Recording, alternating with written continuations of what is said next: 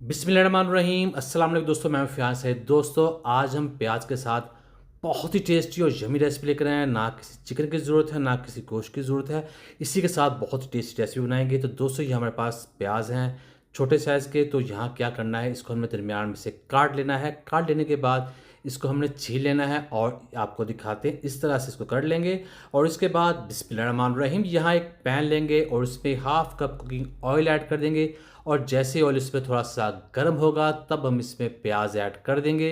प्याज ऐड करने के बाद यहाँ हम इसको पकाएंगे। फ्लेम्स आपने ज़्यादा हाई नहीं करना, लो टू मीडियम रखेंगे। और फिर इसको हम इसमें पकाते जाएंगे। जैसे पकाते जाएंगे प्याज इसमें पक जाएंगे, नरम हो जाएंगे और बहुत ही अच्छी खुशबू आना शुरू हो जाएगी। तकरीबन 4 से 5 मिनट के लिए यहाँ इसको हमने पका लिया है। अब हमने क्या करना है आपको दिखाते हैं कितने नरम हो चुके हैं। अब हम इसको मज़ीद खुशबूदार टेस्टी बनाने के लिए यहाँ हम इसमें एक चीज़ ऐड करने वाले हैं, वो है सूखी लाल मिर्चें। तकरीबन 8 से 10 सूखी लाल मिर्चें इसमें ऐड कर देंगे, जो इसको बहुत ही अच्छा फ्लेवर देंगी। बिस्मिल्लाहिर्रहमानिर्रहीम। मिर्ची ऐड करने के बाद इसे भी हम पकाएंगे। इन्हें ज़्यादा नहीं पकाना वरना ये जल जाएंगे, इनका जो टेस्ट है वो ख़राब हो जाएगा। उसके बाद 2 मिनट के लिए इसे फ्राई करेंगे। और फिर इसको मज़ीद टेस्टी बनाने के लिए यहाँ हमारे पास इमली की चटनी है, ये 1 चम्मच इसमें ऐड कर देंगे। अगर नहीं है तो आप इसकी जगह पर लेमन का इस्तेमाल भी कर सकते हैं। दोनों के साथ रेसिपी बहुत ज़्यादा टेस्टी बन जाती है। और यहाँ इसको थोड़ा सा मिक्स करेंगे और थोड़ा सा इसको पका लेते हैं। तो ये देखिए यहाँ बहुत ही अच्छी और शानदार किस्म की खुशबू आना शुरू हो चुकी है। तकरीबन इन सब चीज़ों को हमने 7 मिनट के लिए पका लिया है।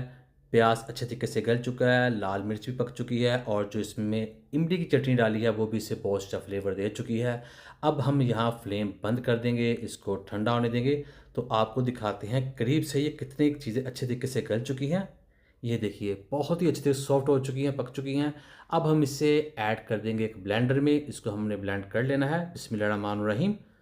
तो ये देखिए निकाल लेने के बाद अब हम इसको मज़ीद खुशबूदार और टेस्टी बनाने के लिए इसमें ताज़ा सब्ज़ मिर्च ऐड कर देंगे। ये देखिए तकरीबन 3 से 4 ऐड कर देंगे। और पाउडर मसाले यहाँ ऐड करेंगे। पाउडर मसाले ज़्यादा इसमें नहीं जाएंगे।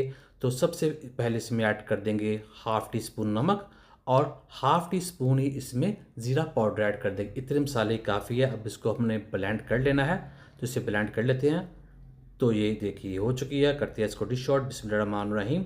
तो अल्हम्दुलिल्लाह अल्हम्दुलिल्लाह बहुत ही टेस्टी, बहुत ही आसान, बहुत ही खुशबूदार चटनी बनकर तैयार है। उम्मीद करता हूँ दोस्तों आपको आज की वीडियो पसंद आई। वीडियो पसंद है बिल्कुल लाइक कीजिएगा, चैनल को सब्सक्राइब कीजिएगा, अच्छा सा कमेंट भी ज़रूर कीजिएगा। इंशाल्लाह आपको रिप्लाई ज़रूर मिलेगा। ब्रेकफास्ट रेसिपीज़ के लिए, चिकन रेसिपीज़ के लिए, पुलाव रेसिपीज़ के लिए, स्नैक्स रेसिपीज़ के लिए, 10 मिनट रेसिपीज़ के लिए और मज़ीद रेसिपीज़ के लिए चैनल के वीडियो सेक्शन में जाएँ। तो दीजिए फ़ियान सारी को इजाज़त। अल्लाह हाफिज़।